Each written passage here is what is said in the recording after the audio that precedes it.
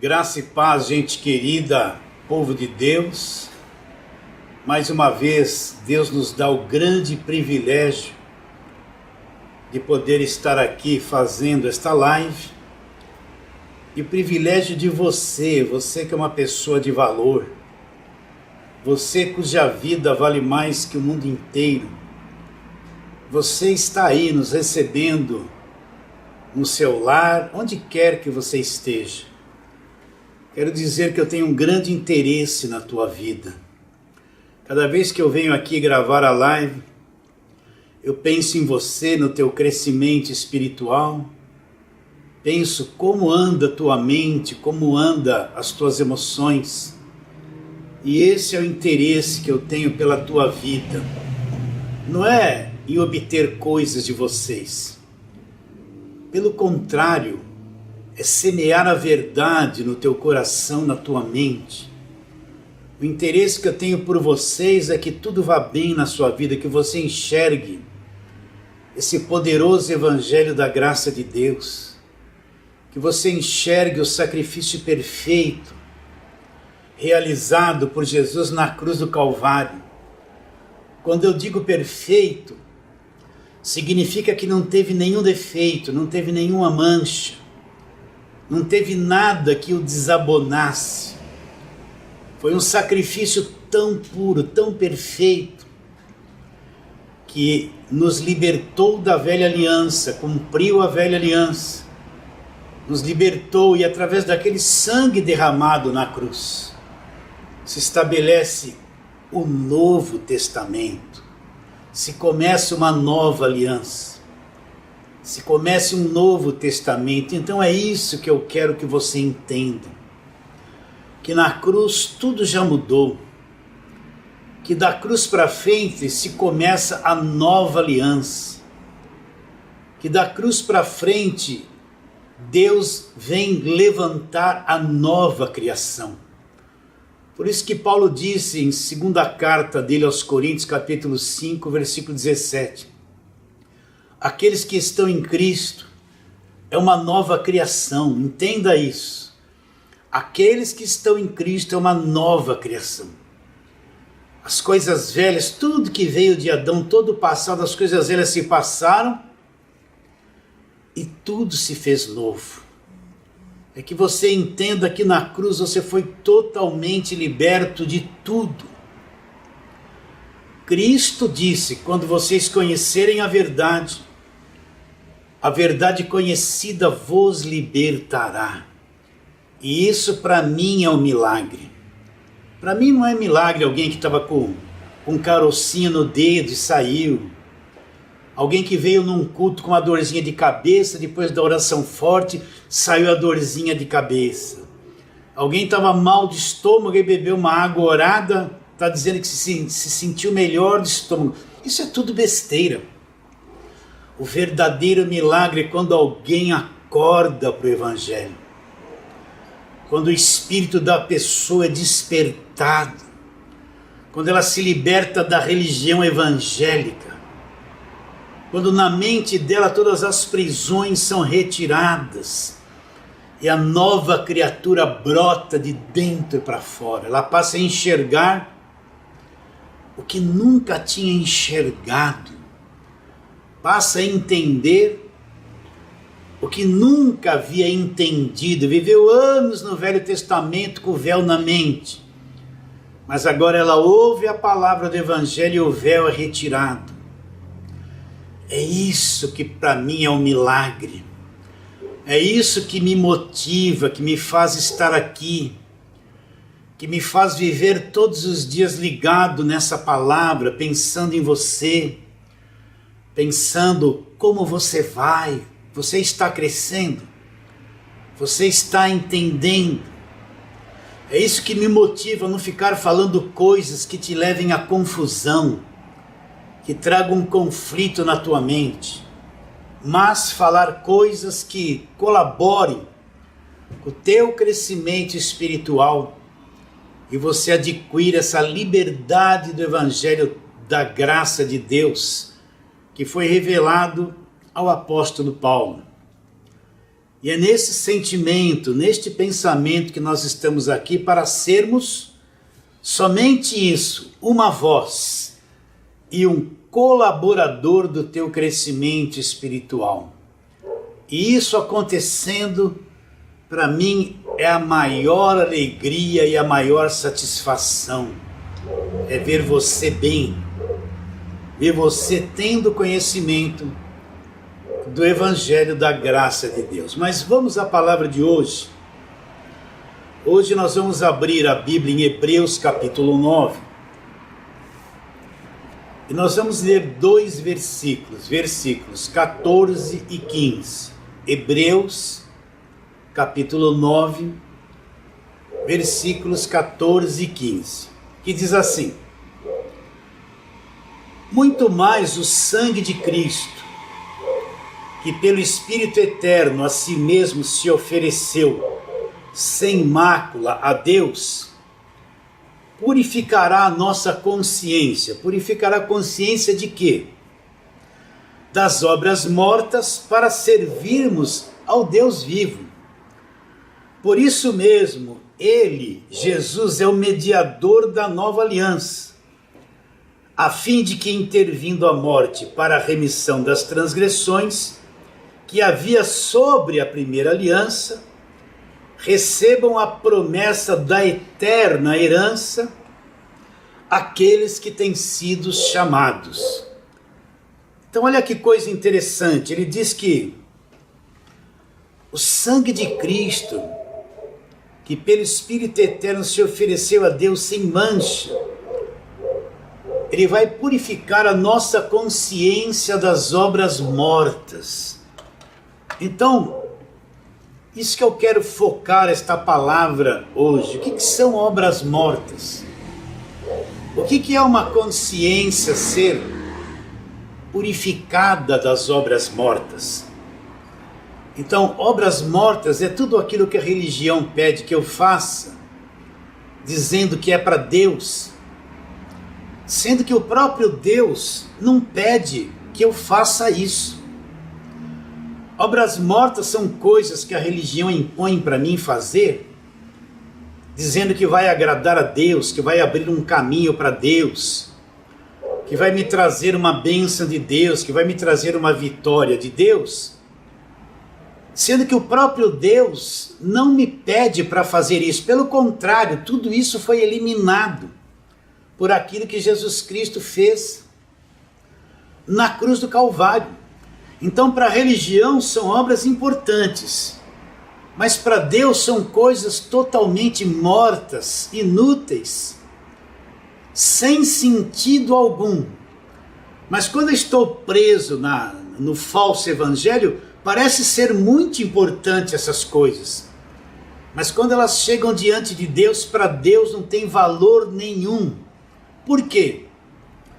Porque tudo que tinha que ser feito para que o homem fosse abençoado, tudo que tinha que ser feito para que o homem fosse liberto, tudo que tinha que ser feito para a pessoa ser salva, se tornar um verdadeiro filho de Deus, tudo que tinha que ser feito para a pessoa ser herdeira de Deus, justificada, já foi feita por Cristo na cruz. Não tem mais nada a ser feito. O que nós temos que fazer agora é conhecer a verdade do Evangelho, crer nela e viver por essa fé. Então não existe nenhuma obra que eu possa fazer que vai me dar aquilo que Deus já me deu gratuitamente, através da obra de Cristo na cruz do Calvário. Então, o que são obras mortas? Recapitulando, são coisas que a religião me pede para fazer, que diz que eu vou ser abençoado, que vai abrir uma porta, que vai abrir um novo caminho, que Deus vai mudar alguma coisa na minha vida, que eu vou receber milagre. A religião manda eu fazer, mas quando chega diante de Deus são coisas inúteis, porque Deus já fez tudo por mim e me deu tudo gratuitamente. Vamos a exemplos de obra morta? Por exemplo, uma obra morta é fazer sacrifícios. Então você vê o falso evangelho hoje pregando que eu tenho que sacrificar, que eu tenho que pagar preço, que tudo tem um custo. Tudo isso é obra morta. Então você vê pessoas sacrificando, dando tudo que tem. Eu já vi pessoa vendendo casas, dando como sacrifício na igreja o recurso que adquiriu para tentar agradar a Deus e tentar obter alguma prosperidade. Então você vê que o falso evangelho leva as pessoas a sacrificarem, pagarem preço para obter alguma coisa de Deus. Mas o evangelho da graça de Deus mostra que tudo isso já foi feito e pago na cruz do Calvário. Não tem nada mais a se pagar, nada mais a se fazer. Cristo já fez tudo isso por mim. Então esse monte de sacrifícios trazidos com a mentalidade da lei são obras mortas. Você quer ver outra obra morta? Fazer vigília, ficar uma noite sem dormir. Quantas vezes isso no passado eu fiz? Passava a semana inteira acordando 5 horas da manhã, trabalhando, estudando. E quando chegava de sexta para sábado eu tinha que ficar sem dormir, porque tinha que fazer uma vigília para buscar um poder de Deus, para buscar um milagre de Deus. E chegava lá, o corpo cansado, pesado, sonolento de uma semana toda de trabalho, de estudo para buscar a Deus numa tal de madrugada, sendo que a porta já havia sido aberta. O novo e vivo caminho Cristo abriu na cruz. Eu não precisava ficar pagando penitência uma noite sem dormir para alcançar alguma coisa de Deus que a religião dizia que eu ia alcançar, sendo que tudo Cristo já havia feito na cruz. Mas como eu não tinha esse entendimento, tinha que passar a noite acordado. Aí alguém vai dizer, mas lá em Salmos diz que aquele que me busca de madrugada vai me achar. Agora você tem que se situar no tempo. Naquele tempo, quando foi escrito isso, não havia luz elétrica. Nós não tínhamos esta vida que nós temos hoje. O que se fazia naquele tempo lá no passado? Eles viviam na agricultura e na pecuária, nada mais que isso. Que horas você pensa que eles iriam dormir naquele tempo? Dava 6 horas da tarde, não tinha luz elétrica, não tinha televisão, ninguém estudava à noite, eles iam para a cama ao anoitecer. E quando dava umas 3, 4 horas da manhã, eles estavam cansados de dormir. Então acordavam de madrugada, porque tinham que cuidar da agricultura e da pecuária naquele tempo, e buscavam a Deus ali pelas 4 horas da manhã, mas eles tinham ido dormir 5 horas da tarde, 6 horas da tarde. Por isso que eles escreviam, os que me buscam de madrugada me acharão. Mas para nós hoje isso não serve, porque nós nos tornamos santuário de Deus, templo do Espírito Santo. Será que você entende isso? Deus já habita dentro de nós pelo seu Espírito. Então passar uma noite toda acordado para buscar um tal de poder, para Deus abrir portas, não passa de uma obra morta, sem sentido, trazida com a mentalidade do Velho Testamento. E você vê as pessoas praticando tudo isso hoje. E sobe monte, desce do monte, é sacrifício, e é voto, e é jejum, um monte de coisas que a igreja organizada de lei pede para que eu faça, que diz que este é o proceder. E eu fazendo assim, vou ser abençoado por Deus. Eles nem mostram que todas as bênçãos já nos foram dadas gratuitamente em Cristo e que vem de Jesus para nós através do sacrifício perfeito realizado por Ele na cruz do Calvário. Eu poderia enumerar aqui um monte de obras mortas que você vê as pessoas que se dizem cristãs praticando, se matando, e não consegue fazer tudo isso. Então o que acontece na consciência delas? Como elas não conseguem cumprir todas essas exigências, Existe sempre uma acusação na consciência delas que elas estão devendo alguma coisa para Deus. Aí vem os pregadores da lei, aqueles pregadores que só pregam culpa e condenação, e dizem, olha, vocês não fizeram isso, não fizeram aquilo, Deus vai pesar a mão, Deus vai te cobrar, você vai dar espaço para o diabo, você deu brecha. E o que isso cria na consciência da pessoa? Um peso enorme, ela se vê sempre culpada, ela se vê sempre condenada, ela se vê sempre devendo para Deus. Isso cria uma imagem de um Deus de cobrança na mente dela, um Deus que está sempre apontando o dedo, cobrando, cobrando, cobrando, cobrando, cobrando aquilo que ela não tem condições de fazer. E como se sente uma pessoa assim, martirizada, esmagada pela religião, cobrada pela religião, destruída emocionalmente por causa da religião, por causa que é imposto para elas obras mortas, que não tem necessidade alguma de praticá-las. E hoje eu vou falar de uma delas. Muitas pessoas têm me perguntado sobre o jejum. Pastor, devo ficar jejuando? Devo fazer jejum por alguém? O jejum abre portas? Quantas campanhas são feitas, né? Jejum das causas impossíveis, jejum de Daniel. E vai sendo incutido na cabeça das pessoas que elas têm que ficar sem comer.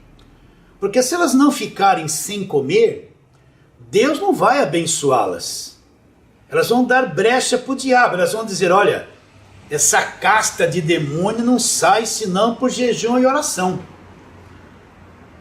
Mas jejum era uma prática realizada pelo pessoal do Velho Testamento, uma prática da lei. Uma prática trazida lá do Velho Testamento, que até os dias de hoje eles não entendem que na cruz tudo acabou, que não serve nada, você ficar sem comer não serve nada em questão de fé, não serve para nada, é uma coisa totalmente inútil, é uma obra morta que lhe traz uma consciência cheia de acusação. Então vamos trabalhar um pouquinho nessa palavra, vamos lá no Velho Testamento ver alguns textos, são dezenas e dezenas de textos, mas eu separei só uns 4, 5 para mostrar a mentalidade do povo da lei com relação ao jejum. Então vamos trabalhar na palavra de Deus. Vamos lá. Vamos, segunda carta de Samuel. Vamos ali trabalhar na palavra de Deus. Então vamos, segundo de Samuel, carta dele, capítulo de número 12. Vamos ver aqui Davi jejuando. Davi havia cometido adultério com Betseba, mulher de Urias, e lhe nasceu uma criança. Então Davi começou, Deus feriu esta criança, e Davi começou a fazer jejum e intercessão a favor dessa criança, para que ela não morresse, mas o jejum dele não adiantou em nada. A criança acabou morrendo. Então vamos ao texto, versículo de número, ou melhor, capítulo 12 de 2 de Samuel, versículo 15, diz assim: E o Senhor feriu a criança que a mulher de Urias dera à luz a Davi, e a criança adoeceu grandemente. Buscou Davi a Deus pela criança, jejuou Davi, e vindo, passou a noite prostrado em terra. Olha a mentalidade das vigílias. Então os anciãos da sua casa lhe chegaram a ele para levantar ele da terra, porém ele não quis e não comeu com eles. Olha, quando Davi viu que a criança estava doente, primeira coisa, olha a mentalidade deles, ele começou a fazer jejum. Ele se deitou no chão, né, a falsa humilhação da lei. Ele se deitou lá no chão, começou a jejuar em favor da criança. Porque ele acreditava, olha, presta atenção, ele acreditava que ficando sem comer, isso teria poder diante de Deus para fazer Deus agir de acordo com aquilo que ele queria. Então essa é a mentalidade. As pessoas pensam que ficando sem comer, Deus é obrigado a fazer alguma coisa que elas estão pedindo para Deus. As pessoas pensam que ficando sem comer, Deus vai ter que dar um emprego que elas querem, Deus vai ter que salvar os filhos que não vêm para a igreja, Deus vai ter que curá-las. As pessoas pensam que o que move Deus é ficar sem comer e Deus como se tornasse obrigado a responder aquilo que você quer, porque você está sem comer.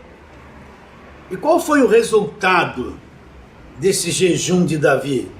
Deus respondeu aquilo que ele queria? Não. Essa criança veio a morrer. E todo esse jejum de Davi deu o quê? Deu em nada. Vamos para outro texto.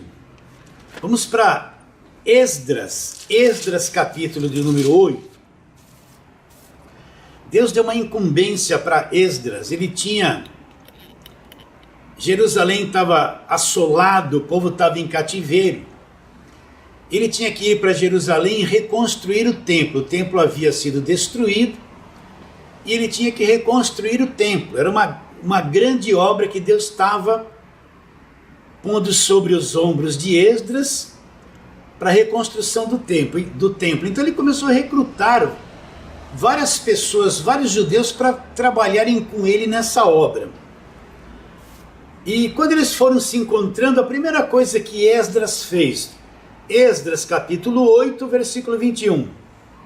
Então apregoei ali um jejum junto ao rio Ahava, para nos humilharmos perante Deus, para lhe pedirmos jornada feliz para nós, para os nossos filhos e para tudo o que era nosso. Então a primeira coisa que ele fez rumo a Jerusalém para construir um templo, ele e todo aquele povo que estava com ele, ele apregoou um jejum junto ao rio. Qual a mentalidade deles? Olha, eu vou fazer um jejum, nós vamos ficar sem comer, para que Deus nos abençoe nesse caminho de retorno a Jerusalém para nós construirmos o templo.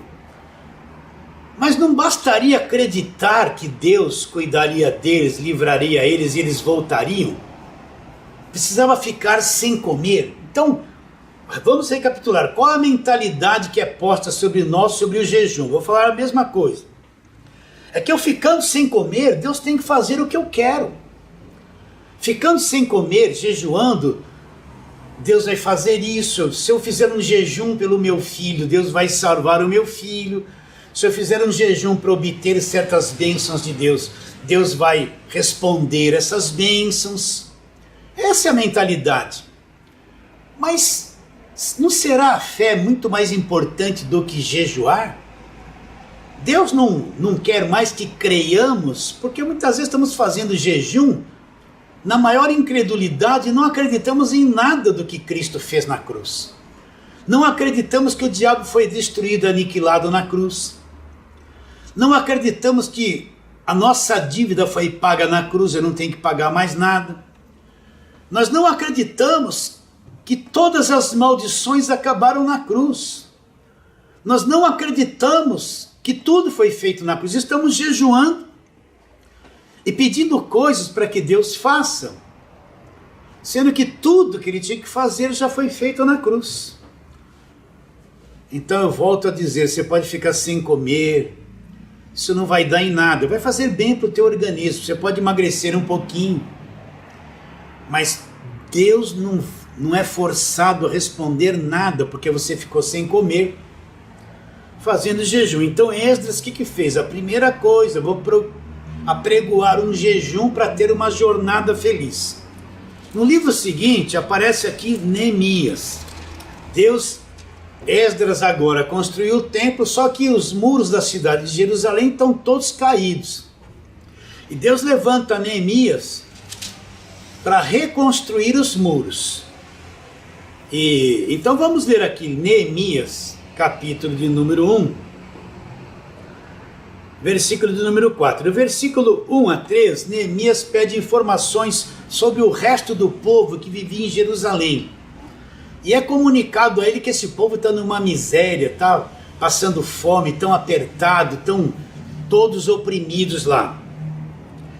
E no versículo 3 diz assim: disseram-me, os restantes que não foram levados para o exílio e se acham lá na província estão em grande miséria e desprezo.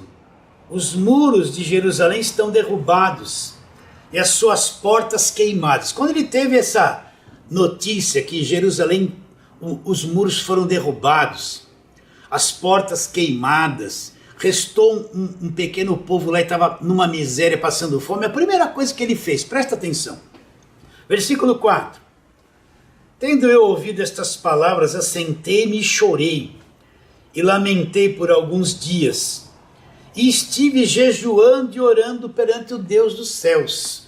Então, olha o conceito. A primeira coisa, quando ele ouviu que o povo e a cidade estavam naquelas situações, ele chorou. De fato era motivo de tristeza.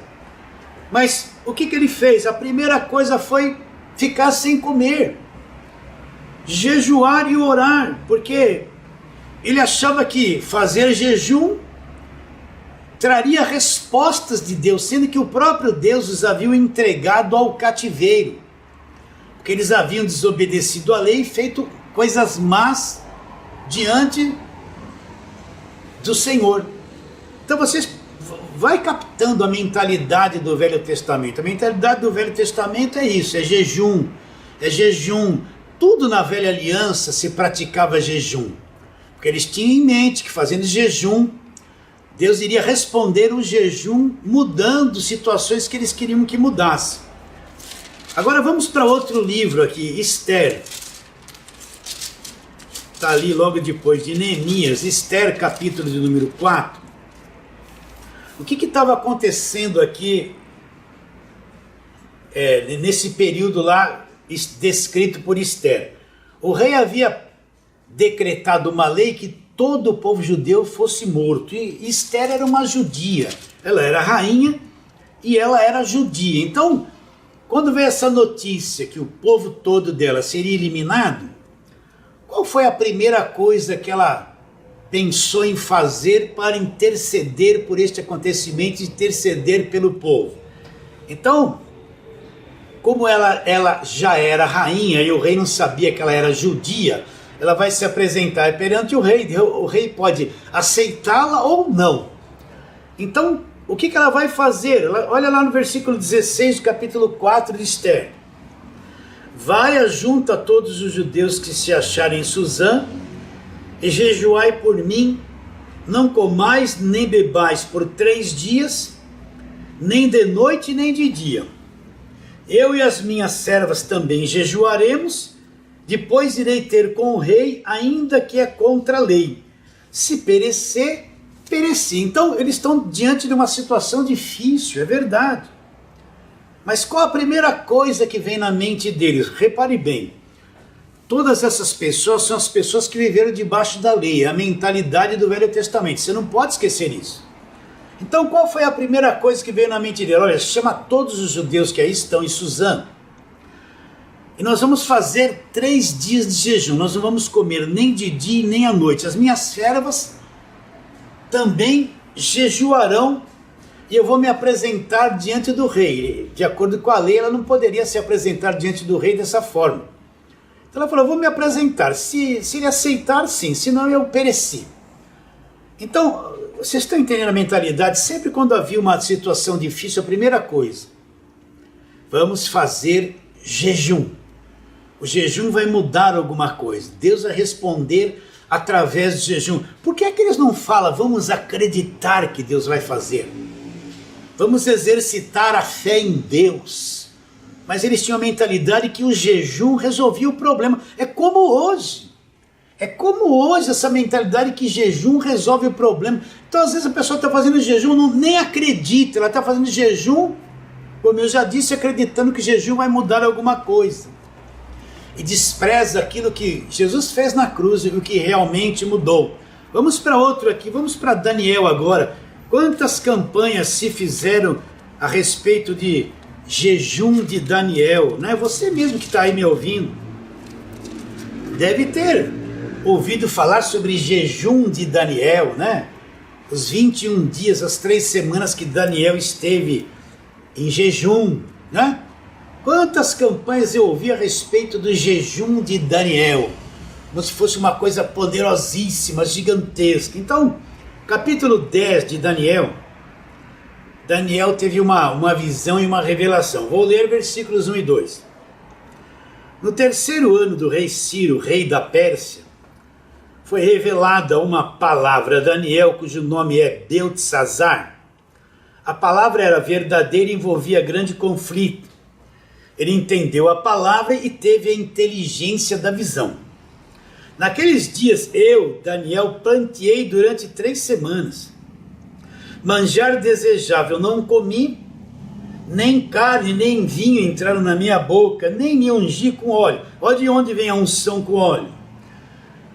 Algum, até que se passasse as 3 semanas inteiras. Então, primeira coisa, quando ele entendeu, a visão envolvia grande conflito. O que foi que Daniel fez? Começou a chorar e plantear. E a primeira coisa que a mentalidade do povo da lei fazia era o quê? Eu vou entrar em jejum. Eu vou jejuar. E por 3 semanas, conforme está escrito aqui, Daniel jejuou e não comeu, não se ungiu com óleo. Repare bem que essa mentalidade de unção com óleo vem do Velho Testamento. E Daniel não se ungiu com óleo para ficar mais forte, para ser liberto. Era uma prática que eles tinham lá na velha aliança, a unção com óleo. Versículo 12, então me disse, apareceu o anjo diante de Daniel, não temas, porque desde o primeiro dia que aplicaste o coração para compreender e humilhar-te perante o teu Deus, foram ouvidas as tuas palavras e por causa das tuas palavras é que eu vim. Então veio a resposta para ele, olha a resposta como vem. Não temas, porque desde o primeiro dia que aplicaste ao teu coração a humilhar-te perante o teu Deus, foram ouvidas as tuas palavras. Então no momento que Daniel começou a se humilhar diante de Deus, ele já foi ouvido. Mas ele ficou 21 dias jejuando. Ele não entendia isso. E se ele exercitasse fé? E se ele, ao invés de ficar sem jejum, ele acreditasse que Deus ia ouvir ele? Porque o texto diz, desde o primeiro momento, do primeiro dia que ele se voltou para Deus, já foi ouvido. Vocês estão entendendo isso? Mas a mentalidade do povo da lei é jejum, jejum, o santo jejum, que de santo não tem nada. E aqueles coitadinhos que não conseguem jejuar, a obra morta, a acusação vem na mente, você não jejuou, essa casta não sai, esse demônio não vai sair porque você não jejuou, e se promulga no culto de domingo de manhã o santo jejum, cria-se aquele cenário todo que jejum é santo, que é uma coisa poderosa, e a pessoa fica um pouco sem comer, às vezes não está crendo em nada, não crê na obra da cruz, coisa inútil. Agora vamos passar lá de Malaquias e vamos entrar ali em Mateus, Marcos, Lucas e João. Mateus capítulo 4, a pessoa geralmente fala assim, mas Jesus jejuou. Jesus jejuou, de fato Jesus jejuou. Jesus era um judeu, ele veio cumprir a lei, ele veio praticar nos seus dias de vida nesse corpo, tudo aquilo que a lei pedia. Ele veio cumprir a lei. Pode ver que nós estamos no capítulo 4. Vamos para o capítulo 5, versículo 17. O que Jesus diz? Não penseis que vim revogar a lei ou os profetas. Não vim revogar, ele veio para cumprir. Então Jesus é um judeu. Jesus vai praticar o jejum como os judeus. Então aqui no capítulo 4 de Mateus diz assim: a seguir foi Jesus levado pelo Espírito ao deserto, para ser tentado pelo diabo. Depois diz, e depois de jejuar 40 dias e 40 noites teve fome. E depois veio o tentador. E como que Jesus venceu o tentador? Ele só disse assim, está escrito, o texto não diz que foi o jejum que venceu o tentador. Deixa eu ler para vocês aqui, eu tenho que ler, eu ia passar por cima, mas vou ler. Então o tentador, aproximando-se, disse, se és filho de Deus, manda que estas pedras se transformem em pão. Jesus estava 40 dias sem comer no deserto. Quando ele teve fome, veio o tentador. E o que o tentador fez? Você é filho de Deus, manda que essas pedras se transformem em pães. O que Jesus respondeu para ele? Está escrito, nem só de pão viverá o homem, mas de toda a palavra que procede da boca de Deus. Como Jesus enfrentou o tentador? Ele enfrentou o tentador dizendo o que está escrito. Ele citou Deuteronômio, capítulo 8, versículo 3. Como que ele venceu o tentador? Porque ele estava em jejum? Ou porque ele citou, está escrito? Está escrito, não tentarás o Senhor teu Deus. O que foi que venceu o tentador? O que estava escrito. O que estava escrito. Continuamos. Versículo 5. Então o diabo levou a cidade santa, colocou no pináculo do templo e disse: se és filho de Deus, atira-te daqui abaixo. Aí o tentador veio com o Salmo 91, veio com as escrituras. Aos seus anjos ordenará o teu respeito para que te guardem, e eles te sustentarão nas mãos para não tropeçares em alguma pedra. Então o tentador falou: você não é filho de Deus? Então se joga do pináculo do templo para baixo, que os anjos são obrigados a te segurar pelas mãos para que você não tropece em nenhuma pedra. Os anjos vão te livrar. Tentando se suicidar para obter a intercessão dos anjos, tentando a Deus para que se fizesse isso. Como é que Jesus respondeu a ele? Também está escrito: não tentarás o Senhor teu Deus. Você está entendendo? O que foi que venceu o tentador? O que venceu o tentador foi a escritura. E o tentador veio com o Salmo 91. Versículo 8. Levou ainda o diabo a um monte muito alto, mostrou de todos os reinos do mundo e toda a glória deles. E lhe disse: tudo isso te darei se prostrados me adorares. Então lhe ordenou Jesus: retira-te, Satanás, porque está escrito: ao Senhor teu Deus adorarás e só a Ele darás culto. Como foi que o tentador se retirou derrotado? Porque ele estava em jejum ou porque citou as escrituras? Porque citou as escrituras. A escritura era o poder de Deus. O que ele disse? Nem só de pão viverá o homem, mas de toda a palavra que procede da boca de Deus. Não tentarás o Senhor teu Deus, né? Ao Senhor teu Deus adorarás e só a Ele darás culto. O que venceu o tentador foram as 3 escrituras da velha aliança que Jesus citou, que estava escrito. Ele não usou nenhum dom.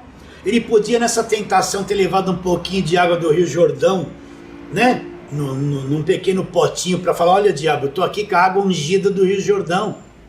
Ele poderia ter levado um pouquinho da terra de Israel, né? Poderia ter levado um pouquinho de sal grosso, ungido, para andar ali na frente do tentador para vencê-lo, mas ele só citou a escritura. Agora vamos, Mateus 17, vamos ao grande texto que põe todo mundo em tormento, né? Mateus capítulo 17. Mateus capítulo 17, vamos ler ali versículo 21. A partir do versículo 14, trouxeram um jovem possesso de demônio. E os discípulos não conseguiram expulsá-lo e ficaram meio frustrados. Aí quando Jesus chegou, eu não vou ler o texto todo, que é bem longo. Ele repreendeu o demônio, libertou o menino, e depois os discípulos falaram: Senhor, por que nós não pudemos expulsar esse demônio? Qual foi a resposta de Jesus? Vou ler aqui Mateus 17, 19. Então os discípulos, aproximando-se de Jesus, perguntaram em particular: por que motivo não pudemos nós expulsá-lo? Agora olha, presta atenção na resposta. E ele respondeu: por causa da pequenez da vossa fé. Então, por que é que os discípulos não puderam expulsar aquele demônio? Porque eles não acreditavam que eram capazes de expulsar o demônio. Jesus falou: por causa da pequenez da vossa fé. Continuando: pois em verdade vos digo, se você tiver fé como um grão de mostarda, direis a este monte: passa daqui a acolá, e ele passará, e nada vos será impossível. Então por que eles não puderam expulsá-lo? Por causa da fé pequena. Aí Jesus Cristo diz: é porque vocês têm pequena fé. Se vocês tiverem fé como um grão de mostarda, olha que coisa linda. Grão de mostarda é uma das menores sementes de hortaliças. Então como Jesus pode comparar uma fé poderosa a um grão de mostarda? O grão de mostarda é uma semente muito pequena, mas ele tem um poder dentro dele extraordinário. Você pega aquela pequena semente de mostarda e você planta e vai regando. Aquela semente tem um poder de se multiplicar, ela tem uma vida, uma ação tão poderosa dentro dela, que ela cresce e se torna uma grande hortaliça, uma arvorezinha grande de uma sementinha tão insignificante, tão pequena, ela tem um poder interior tão grande, que quando plantada e cresce se torna uma grande hortaliça. A semente de mostarda não tem muita aparência, parece uma coisinha seca e insignificante, mas dentro daquela coisa pequena tem um poder multiplicador tão gigantesco que aquilo cresce e se torna uma grande árvore. Você está entendendo o que eu estou dizendo? Ele falou, se você tiver fé com a eficácia de um grão de mostarda, vocês diriam para este monte, ergue-te e lança-te do mar. Ele disse que nada vos será impossível. Então por que eles não expulsaram o demônio? Porque não acreditaram. Esta é a resposta. Agora vem o famoso versículo de número 21. Mas esta casta não se espere senão por meio do jejum e oração. Então, você vai ver que esse versículo 21 está entre colchetes. Quando você chegar aqui na Bíblia, você ver qualquer frase ou versículo entre colchetes, olha, isso é importante, presta atenção no que eu vou te dizer. O que significa quando você vê, vou repetir, como este versículo 21, entre colchetes? Significa que em muitas escrituras antigas não havia essa frase, e que passaram a aparecer em escrituras mais recentes. Então existe a possibilidade deste versículo 21 nem existir. Por quê? Eu já te expliquei, quando você encontra um versículo entre colchetes, significa que nas escrituras antigas não havia isso. E foram encontradas em escrituras mais recentes.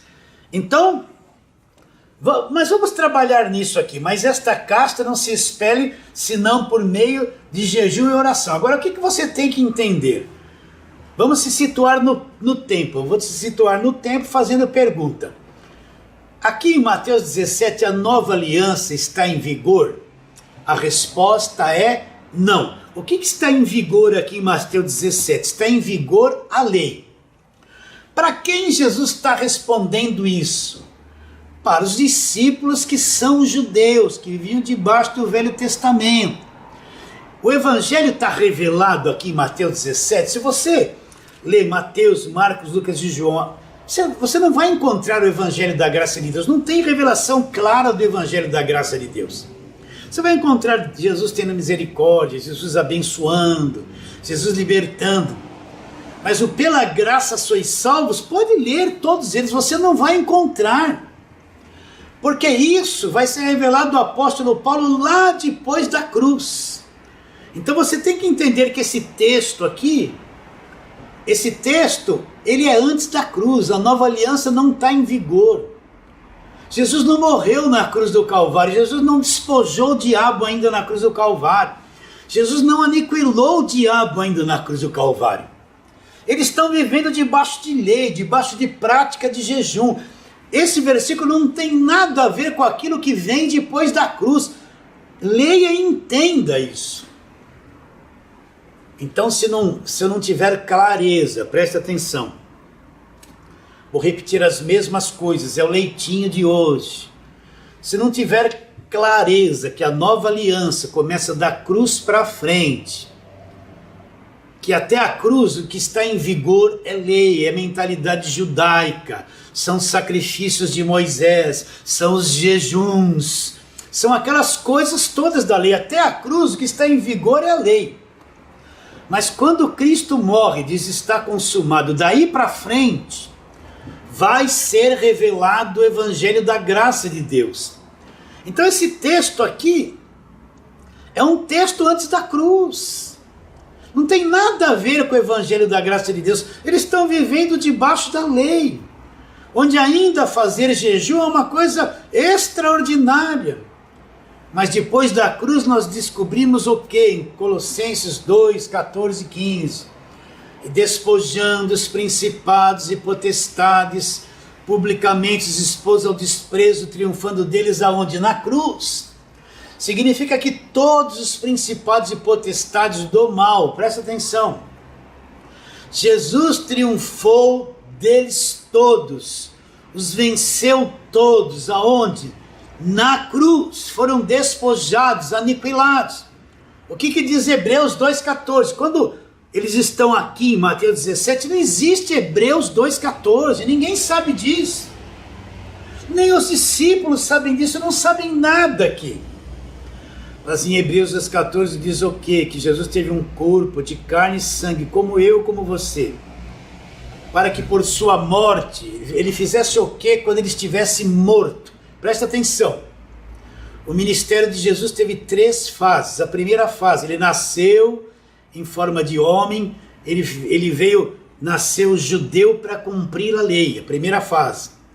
A segunda fase, ele vai para a cruz e ele morre. A morte, o Cristo morto da cruz é importantíssimo, não pode ser desprezado. E a terceira fase é quando ele ressuscitou e venceu a morte. Ele venceu o poder da morte e destruiu a morte. Então o que diz Hebreus 2,14? Vou ler, já tenho ele de cor aqui. Assim como os filhos têm participação comum de carne e sangue, ele está dizendo que todos os filhos de Deus participam de um corpo de carne e sangue, aqui nesta terra. Assim também ele participou, ele teve um corpo de carne e sangue semelhante, não igualzinho ao nosso, semelhante ao nosso. Para quê? Para que por sua morte, olha a segunda fase do ministério de Jesus, para que por sua morte destruísse o que tinha o poder da morte, a saber, o diabo. Então, o que foi que destruiu o diabo? Presta atenção. Foi o Cristo vivo na cruz? Não. Foi o Cristo que havia ressuscitado? Não.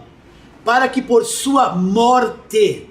Então, o que destruiu o diabo foi o Cristo morto, para que por sua morte, a morte dele, quando ele disse está consumado e morreu, ele estava morto, isso foi o que destruiu o diabo.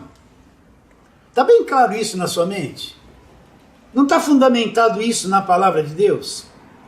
Então esse versículo, esta casta de demônio não sai se eu não fizer jejum e oração. Então o que cria isso? Isso aqui aterroriza. Tem igrejas que pegam esse versículo e fazem uma doutrina gigantesca, escravizam todo mundo no medo. Então, isso antes da cruz, depois da cruz, isso não serve mais para nada. Você está entendendo o que eu estou dizendo ou não? Meu irmão, minha irmã, que só fica em igreja de lei, muito jejum. Olha no meu tempo como era. Muito jejum, muito poder. Pouco jejum, pouco poder. Nenhum jejum, nenhum poder. Olha que besteira. Onde está escrito isso? Há quem diga, não, o jejum é para mortificar a carne.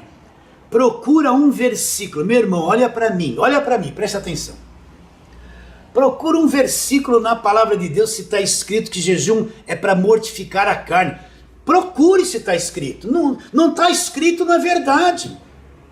Se não está escrito, não é verdade. Procura um versículo que diz, meus irmãos, vocês têm que jejuar para mortificar a carne. Não está escrito, então isso não faz parte do evangelho. Você está entendendo? Está soltando a tua mente isso. Quantas mentes aprisionadas. Quantas mentes que estão escravizadas dentro de uma igreja que se diz evangélica, que põe medo nas pessoas e mantém elas lá aprisionadas debaixo deste terror. Isso é um terrorismo. E pregam isso, amedrontam as pessoas, encurralam as pessoas, destroem a vida delas, elas não têm paz. É medo do diabo dia e noite e dia, com este versículo que depois da cruz não tem valor nenhum. Vamos para outro texto, eu tenho que correr aqui um pouquinho. Lucas capítulo 18, vamos lá. Tem outras dezenas de textos que você pode folhear e ler e ver que é compatível com isso que eu estou dizendo para você. Então Lucas capítulo de número 18, a mentalidade do fariseu. Paulo era fariseu, tinha essa mentalidade também. A partir do versículo 9, propôs Jesus esta parábola a alguns que confiavam em si mesmos, por se considerarem justos, e desprezavam os outros. 2 homens subiram ao templo com o propósito de orar. Um fariseu, né? O fariseu cumpria a lei, era uma seita religiosa, né? Exigente. Paulo era fariseu. Um fariseu e outro publicano. Olha a mentalidade da lei, presta atenção. O fariseu, posto em pé, orava de si para si mesmo. Olha, a oração dele nem chegava diante de Deus. Por quê? Olha o entendimento com o qual ele orava. Esse entendimento que ele orava dele para ele mesmo, não chegava diante de Deus. E o que ele dizia na oração? O fariseu, posto em pé, orava de si para si mesmo, desta forma: ó Deus, né? Graças te dou porque não sou como os demais homens. Ele se achava muito importante. Ele era fariseu, cumpridor da lei. Ele se achava muito importante. Ele achava que Deus olhava para ele e via que ele era muito importante como ele se via, mas não era. Ó Deus, graças te dou porque não sou como os demais homens. Como ele via os demais homens? Roubadores, injustos, adúlteros. Nem ainda como esse publicano. O publicano estava do lado dele. Aí, em que ele se baseava? Em que ele se baseava? Nas obras mortas. Presta atenção. Eu jejuo 2 vezes por semana. Dou dízimo de tudo quanto ganho, né? Em que ele se baseava para se achar melhor que os outros? Nas obras da lei. Ele fazia jejum 2 vezes por semana. Ele dava dízimo de tudo que ele ganhava. Ele achava que fazendo isso, ele era muito superior às demais pessoas. Ele era mais santo, né? Chega no meio do pentecostal, de vez em quando vem alguém no púlpito: eu jejuei, eu paguei o preço, eu subi no monte, eu me consagrei, eu dei o dízimo, sabe? Se gabando como se fosse alguma coisa. Eu estou na unção de Deus, eu estou com crédito diante de Deus. Tudo besteira. É a mentalidade, essa mentalidade pentecostal, a mentalidade do Velho Testamento, mentalidade da escravidão, mentalidade da lei. Ele jejuava 2 vezes por semana, dava dízimo, se achava alguma coisa. Eu não sou como os demais homens. Será que você está entendendo isso? O publicano, que não tinha essa religiosidade toda, não fazia jejum, nem dava dízimo, era um publicano considerado pelo fariseu um pecador sem valor nenhum. O publicano, posto em pé, não ousava nem ainda levantar os olhos ao céu. Batia no peito, dizendo: ó Deus, sê propício a mim, pecador. Digo-vos que este, que era o publicano, desceu justificado para sua casa. E não aquele, porque qualquer que se exalta será humilhado, que se humilha será exaltado. Então, você vê a mentalidade do pessoal da lei? Esse aqui se achava grande coisa porque fazia jejum, porque era dizimista, se achava melhor que os outros. Essa é a mentalidade da lei. Você vê uma igreja hoje que se diz cristã, que só vive no Velho Testamento, vive escravizada na lei. Só prega Velho Testamento, escraviza, põe medo em todo mundo. Quer fazer com que todo mundo seja judeu debaixo das coisas da lei. De onde vem o nome das campanhas? De onde vem o voto que eles falam?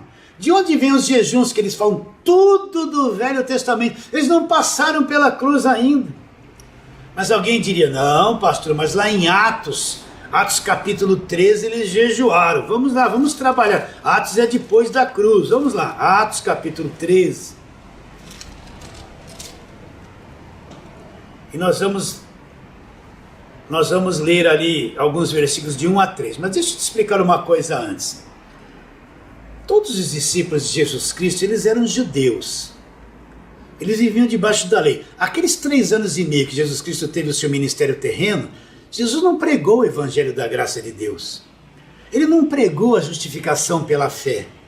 Ele fez muita coisa bonita, fez milagres, mandou eles irem de 2 em 2, não permitiu que eles fossem pregar aos gentios, né? Ele fez muitas coisas extraordinárias, mas Mateus, Marcos, Lucas e João não é o evangelho da graça de Deus. Os discípulos são judeus. Eles trazem a mentalidade da lei. Muitos discípulos de Jesus eram discípulos de João Batista, aquele que batizava no Rio Jordão. Então aqueles 3 anos e meio que eles andaram com Jesus, eles não entenderam nada do Evangelho da graça de Deus. Pode ver, depois que Jesus ressuscitou, eles continuam com as mesmas práticas, jejuando, batizando, mergulhando. Eles não tinham um parâmetro do que era o Evangelho da graça de Deus. Então, Atos capítulo 13, você tem que entender que Paulo se converteu no capítulo 9 de Atos, 9, 10, 11, 12, 13. 3 capítulos depois, é o texto que nós vamos ler. Então, nem nesse tempo aqui, Paulo tem clareza ainda do que é o Evangelho da graça de Deus. Você pensa que Paulo aprendeu o Evangelho da graça de Deus em um dia? Demorou um tempo, até que tudo foi se clareando. Jesus foi dando uma medida por vez, por revelação, para que o apóstolo Paulo fosse amadurecendo e tivesse a visão que ele veio a ter e revelar a respeito do Evangelho da graça de Deus. Ele não aprendeu o Evangelho em um dia. Então esse texto aqui, Paulo é recém-convertido. Ainda tem muita coisa que Jesus vai aparecer para ele e revelar a ele. Esses discípulos que estão aqui é tudo judeu, tudo gente que veio debaixo da lei, estão misturando lei com o Evangelho, estão num conflito, numa confusão total. Atos 13, versículo 1, havia na igreja em Antioquia profetas, mestres, Barnabé, Simão por sobrenome Níger, Lúcio de Cirene, Manaém, Colácio de Herodes, o tetrarca e Saulo. Saulo estava lá no meio. Saulo um crente novinho ainda. E servindo eles ao Senhor e jejuando, disse ao Espírito Santo, separai-me agora Barnabé a Paulo para a obra que os tenho chamado. E jejuando e orando, impondo sobre eles as mãos, os despediram. Olha aqui a prática. Jejuando e orando, trazendo a mesma coisa. De novo eu vou recapitular. Você tem que entender que a maior parte de Atos dos Apóstolos, os discípulos não entendiam nada do Evangelho. Eles traziam uma mistura do judaísmo com o ensinamento de João Batista. Eles tinham ainda muitas deficiências em compreender o que era o Evangelho da graça de Deus. Então eles estão jejuando e orando. A mentalidade da lei. Esse texto, eles ainda não entenderam que depois da cruz tudo mudou. Será que você entende isso, meu irmão, minha irmã? Vamos para outro texto. Mas Paulo diz que jejuava muito. Então vamos lá. Segunda carta de Paulo aos Coríntios, capítulo 11. Segunda carta de Paulo aos Coríntios, capítulo 11. Você tem que ter clareza sobre esse texto que nós vamos ler. Então no capítulo 11 da sua segunda carta, você vai ver que Paulo estava sendo questionado no seu ministério, e Paulo começa a escrever e dizer o que ele sofreu por causa do Evangelho, os sofrimentos que ele teve. Então eu vou ler aqui, aí ele está questionando, versículo 22, diz assim, são hebreus, ele está dizendo de gente que era hebreu, era judeu, eram os hebreus, os apóstolos, e desmereciam o ministério dele. Está dizendo, são hebreus, também eu. São israelitas, também eu. São da descendência de Abraão, também eu. São ministros de Cristo. Aí Paulo falo como fora de mim, eu ainda mais. Agora Paulo vai mostrar o preço que ele pagou por causa do Evangelho, não por causa dos seus erros, mas por causa do Evangelho. Ele diz assim, são ministros de Cristo, eu ainda mais. Ele diz, em trabalhos muito mais em prisões. Então Paulo foi preso, em açoites. Paulo apanhou muito por causa do Evangelho, sem medida, em perigos de morte, muitas vezes. Agora Paulo vai dizendo, 5 vezes recebi dos judeus uma quarentena de açoites menos um. 3 vezes fui fustigado com varas. Uma vez eu fui apedrejado. Em naufrágio 3 vezes. Uma noite e um dia Paulo passou boiando no mar por causa dos naufrágios. Uma noite e um dia. Em jornadas muitas vezes em perigo de rios, em perigos de salteadores, em perigos entre os patrícios, em perigo entre os gentios, em perigos na cidade, em perigos no deserto, em perigos no mar, em perigos entre os falsos irmãos, em trabalhos, em vigílias, muitas vezes fome, sede, jejuns, nudez, muitas vezes. Aí a pessoa lê isso, e Paulo fala que estas vigílias, esse jejum, é que Paulo ia lá para a igreja orar, não, Paulo está falando do seu sofrimento. Esses jejuns que ele passou aqui foi passando fome. Essas vigílias que ele fez aqui foi por causa das tribulações que passou noites sem poder dormir. Isso não tem nada a ver com eu vou me reunir para passar uma noite sem dormir, que eu vou fazer uma vigília para buscar o poder de Deus. E esses jejuns que ele fala aqui não está se referindo vou tirar 3 dias para jejuar e me consagrar. É a fome que ele passou, meus irmãos. Você viu a lista de sofrimentos e de dores que Paulo passou por causa do Evangelho? Então ele termina dizendo no versículo 28, além das coisas exteriores, tudo isso era coisa exterior. O que Paulo fala? Além das coisas exteriores, ao que pesa sobre mim diariamente, isso era uma coisa interior. O que pesava sobre ele diariamente? A preocupação com todas as igrejas. Então Paulo falou, passei tudo isso na carne. Esse sofrimento, eu tive fome, eu tive sede, eu passei um dia, uma noite no naufrágio do mar, boiando na água, eu apanhei, eu fui fustigado com vara, falsos irmãos quiseram me fazer mal, eu fui apedrejado, e entre todo esse sofrimento ele passou até fome. Então esse jejum que ele se refere aqui não é esse jejum que a turma faz, mas ele tinha um peso maior que tudo isso. Qual era? A preocupação com todas as igrejas, a preocupação com cada igreja que ele havia fundado para ver se eles estavam bem, se estavam caminhados na fé, se estavam entendendo, se estavam firmes naquele conhecimento que Paulo havia passado. A preocupação com todas as igrejas. Será que você entende que jejum era uma obra da lei, uma obra morta, como o próprio apóstolo fala, que não tem valor nenhum? Será que você entende que Deus está querendo de nós que nós creiamos no Evangelho, que nós enxerguemos o que já foi feito na cruz, que nós entendamos que estamos numa nova aliança, a nova aliança do sangue de Jesus, que nós não vivemos por obras, nós não somos justificados por obra alguma, nós somos justificados pela fé. Será que você entende que Deus quer que nós creiamos o que já foi feito, do que ficarmos praticando esse monte de obras mortas que se pratica dentro das igrejas nos dias de hoje? Será que você não entendeu que vale muito mais para Deus quando Deus olha para mim e para você e diz, aí está este meu filho, minha filha, que acredita no que foi feito na cruz, do que está se matando de fazendo jejum, vigília, pagando preço, fazendo voto, tentando agradar a ele, e isso para ele não serve mais para nada, pois acabou tudo na cruz?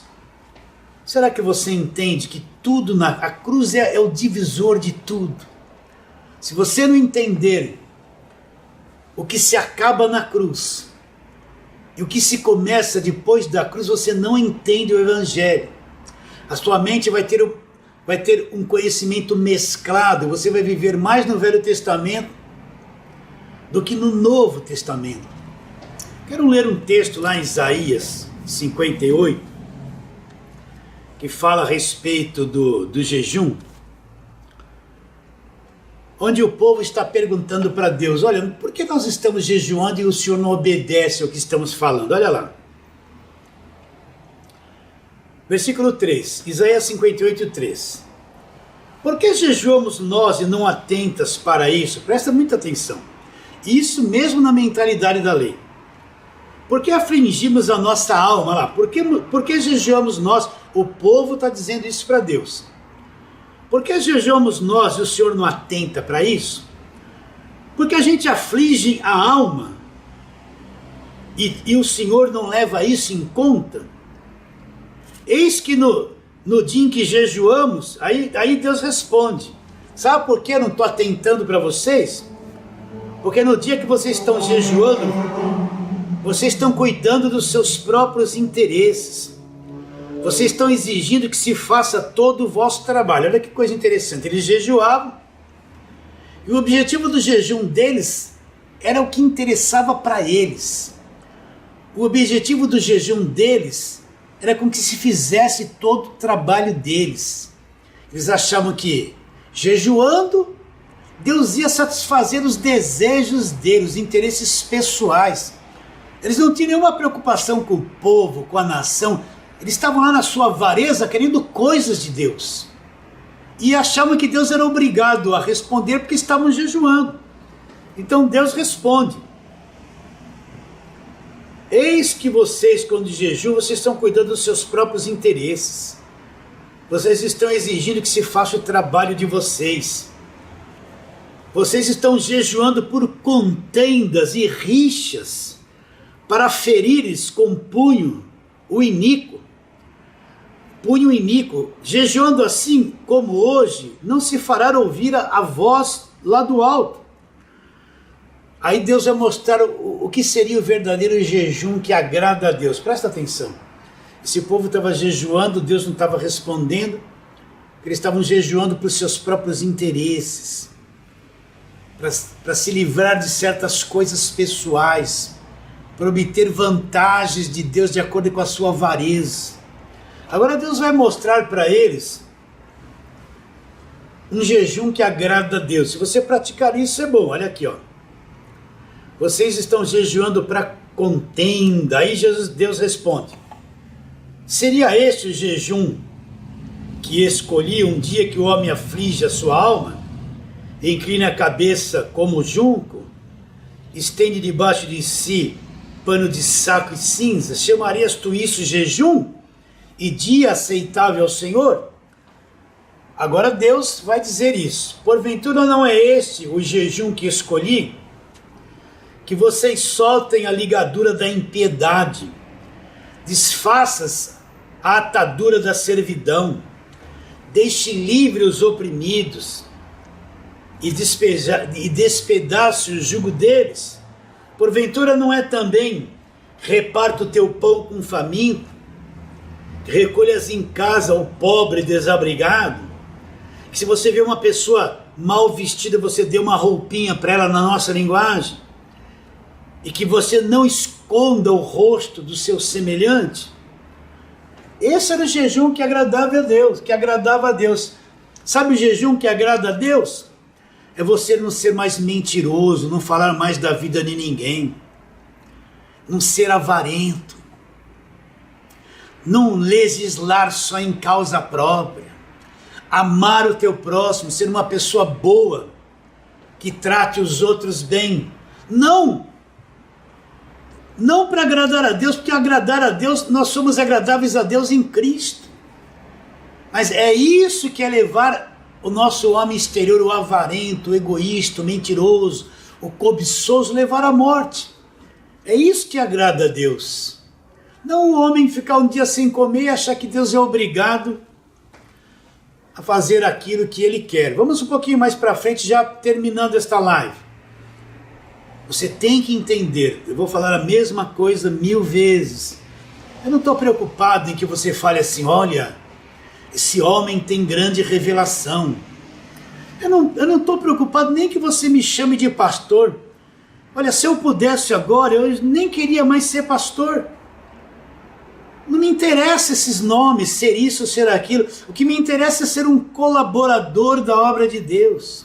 Eu não estou preocupado, você que tem mais entendimento da palavra de Deus, achar que se eu estou pregando uma coisa profunda ou não, e vim querer me avaliar se eu prego bom ou se eu prego ruim. Não me interessa essas coisas. Não me interessa ser chamado de bispo ou apóstolo. Não me interessa, isso é tudo coisa de homem. Isso é tudo coisa do ego do homem. Não me interessa o que as pessoas pensam a meu respeito. O que me interessa é o que Deus pensa de mim e a avaliação que Ele faz para mim das coisas que eu estou pregando. Se Deus olhar para mim e achar que esse arroz com feijão é uma coisa importante, e isso agradá-lo, esse é o meu galardão, ainda que ninguém ache isso. Eu não me acho nada, a única coisa que eu me acho, e é pequena, é que eu sou uma voz, nada mais que isso.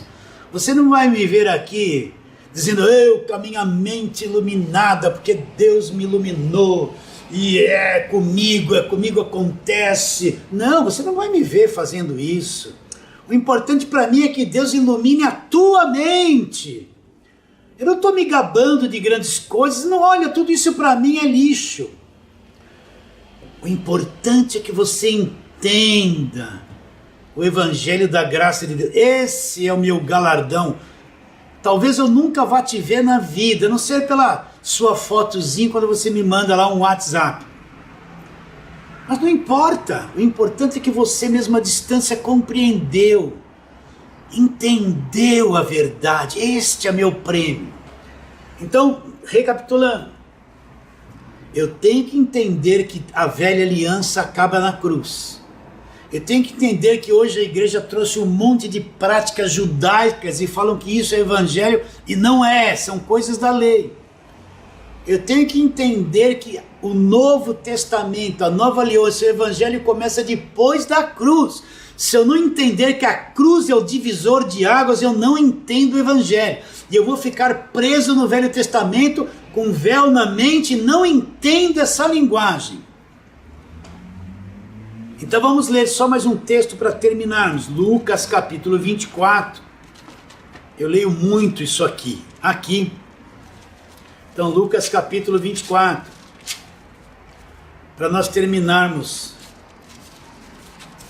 esta live de hoje. Versículo 44. Jesus ressuscitou, está andando com eles no caminho de Emaús. Eles não estão reconhecendo Jesus. Depois eles reconheceram Jesus. Aí no versículo 44 diz assim: a seguir Jesus lhes disse: são estas as palavras que eu vos falei, estando ainda convosco. Jesus está se referindo antes da cruz o que havia ensinado para eles, mas eles não haviam entendido nada. Importava que se cumprisse, olha, presta atenção. O que Jesus está dizendo para ele? Importava que se cumprisse tudo que de mim está escrito. Escrito aonde? Olha lá. Jesus cita 3 coisas, presta atenção. Escrito na lei de Moisés, escrito nos profetas e escrito nos salmos. Tudo que está escrito na velha aliança. Jesus está dizendo que importava que se cumprisse tudo aquilo que estava escrito na lei, nos profetas e nos salmos a respeito dele. Então quer dizer, pastor, que tudo se cumpriu, toda a velha aliança se cumpre em Jesus na cruz. Tudo que a lei dizia a respeito do sacrifício perfeito, do sacerdócio, da aliança de sangue, de tudo se cumpriu na cruz. Tudo que os salmos disseram a respeito de Jesus se cumpriu na cruz. Tudo que os profetas maiores, até Malaquias, até João Batista, que foi o último da lei, se cumpriu na cruz. E uma coisa que se cumpriu, acabou, passou. Entrou em vigor a nova aliança, entrou em vigor o Novo Testamento, entrou em vigor o Evangelho da graça de Deus. Vou ler de novo. Importava que se cumprisse tudo que está escrito de mim, aonde? Na lei de Moisés, nos profetas e nos salmos. Agora olha o versículo 45. Eles ainda estavam com o entendimento fechado. Eles ainda não enxergavam, eles ainda estavam com a mentalidade judaica. Olha o que Jesus Cristo faz no versículo 45. Então lhes abriu o entendimento para compreenderem as Escrituras. É para isso que nós estamos aqui. Para que Deus, através desse leitinho que a gente prega, abra o teu entendimento para você compreender as Escrituras. Concluindo, para que serve o jejum agora, nós que estamos no Evangelho da Graça de Deus? Não serve para nada. É uma obra morta. É uma obra que traz penalidade. É um asceticismo, um rigor ascético que é posto sobre a nossa mente. E vamos terminar lendo Hebreus 9.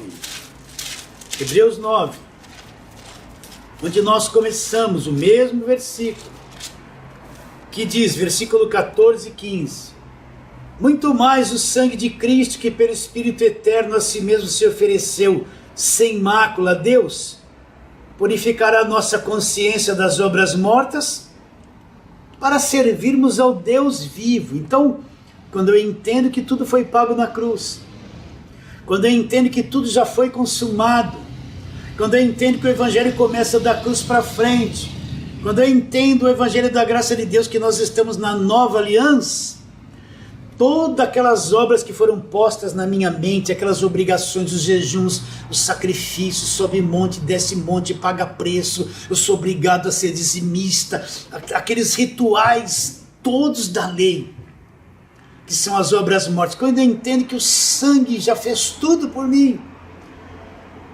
tudo já foi pago, se estabeleceu a nova aliança no sangue dele, esse conhecimento vem e limpa a minha mente, é tirada toda a culpa, toda a acusação, toda a cobrança, todo o peso, tudo isso é posto de lado, eu entro na verdadeira liberdade do Evangelho da graça de Deus, aquela imagem que eu tinha de um Deus sempre me cobrando, me acusando, aquelas pregações de cobrança e condenação que vieram sendo postas na minha mente há anos, quando eu descubro o poder do sangue de Jesus, tudo isso varre a minha consciência, e eu entro na liberdade do Evangelho da glória de Deus, e nada mais me acusa, porque eu sei que tudo que me acusava foi desfeito na cruz. Aí eu entro na liberdade do Evangelho da graça de Deus, passo a ser uma pessoa totalmente livre, descubro o que Jesus já fez por mim. Continuando, vou ler de novo 14 e 15. Muito mais o sangue de Cristo, que pelo Espírito Eterno a si mesmo se ofereceu sem mácula a Deus, purificará a nossa consciência das obras mortas para servirmos ao Deus vivo, em Espírito. Agora olha como ele conclui. Por isso mesmo ele é mediador da nova aliança. Cristo é o mediador do quê? Da nova aliança, não da velha aliança, da nova. Por isso mesmo ele é mediador da nova aliança, a fim de que, intervindo a morte, para a remissão das transgressões que havia sobre a primeira aliança, recebam a promessa da eterna herança aqueles que acreditam. Então a morte dele removeu todas as transgressões e cobranças que havia na antiga aliança, na aliança anterior. E agora nós vamos receber a eterna herança, tudo que nos foi dado gratuitamente, para servirmos a um Deus vivo, Muito bem, vamos ficando por aqui, foi uma alegria estar com você. Novamente, quero dizer que eu vos amo muito, tenho um grande interesse na sua vida. E queremos trabalhar de uma forma bem simples, para que você aí à distância possa ser uma pessoa cada vez mais madura, com entendimento cada vez mais aberto. E não somente isso, transmitir isso para muitos outros. E assim nós vamos ficando por aqui, em nome de Jesus.